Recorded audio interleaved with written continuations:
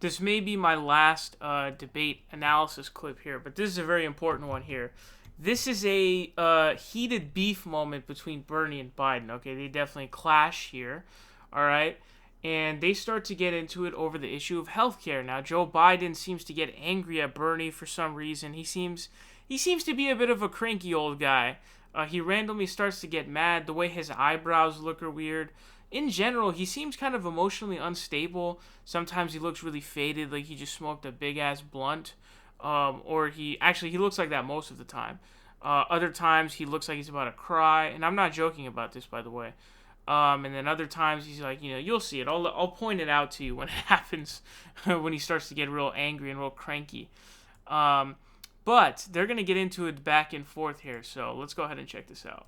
I've added to the Obamacare plan the Biden initiative, which is a public option, Medicare, if you want to have Medicare, for reducing significantly the price of drugs, deductibles, et cetera, by underwriting the plan to a tune of about $750 billion, and making sure that we're able to cover everyone who is, in fact, able to be covered. Hey, put your hand down for a second, Bernie, okay? Just waving to you, Joe. I know. Saying hello. I know. So, look. So he's real angry at Bernard for some reason. Covers everybody. It's realistic. And most importantly, it lets you choose what you want.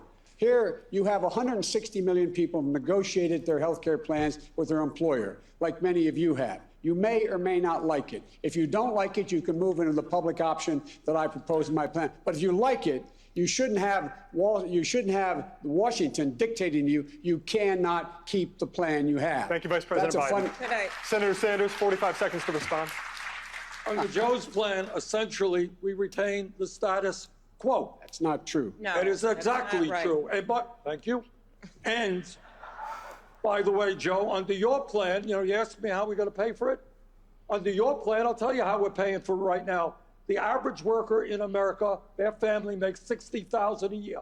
That family is now paying $12,000 a year for health care, 20% of their income. Under Medicare for all, that family will be paying $1,200 a year because we're eliminating the profiteering of the drug companies and the insurance companies. Look at his laugh. Look at that douchey laugh. He's like, he's part of the establishment, dude. That condescending laugh right there, that's very revealing.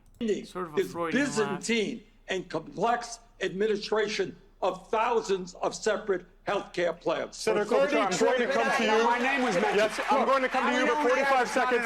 45 seconds for Vice President Biden. I'm the only guy that's not interrupted here, all right? I'm going to interrupt now. It costs $30 trillion. Let's get that straight. $30 trillion over 10 years. It costs less than our system. Some say it costs $20 trillion. Some say it costs $40.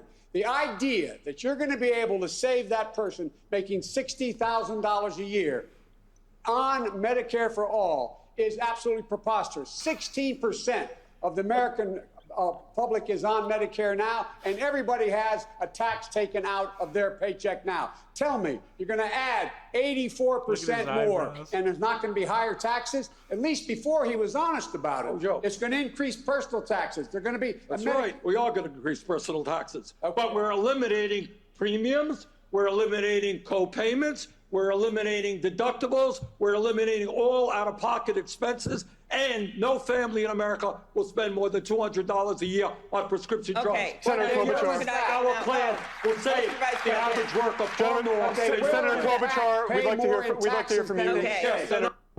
So it was a really interesting back and forth, and it was going to continue. But Amy Klobuchar, who's polling at 3.3%, you've got the top two candidates in this race, and there's a person who's polling at 3.3%, totally coming in and bulldozing the back and forth, which was a very fruitful conversation. These are the debates we need to be having right now, and that's why Amy Klobuchar needs to be out. I'm talking out. 3.3%, and you're butting into that. No, get out of here, man. That's unacceptable. This really angered me because she kept doing it. She was like incessant upon inserting herself into debates when nobody cares about Amy Klobuchar. Shouldn't even be on the debate stage. But to basically, you see the mannerisms of Joe. He got really cranky and really randomly angry there, of course. He was angry at Bernie from the jump when Biden started talking about healthcare because he knew he was going to get stomped. And Biden doesn't seem to understand, first of all.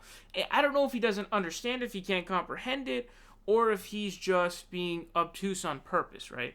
Bernie has continuously, over and over again, stated this, that yes, middle-class taxes will rise, but it will be an overall savings. And the reason for that is because our system right now is rigged, okay? It's run by a mafia, which is private insurance.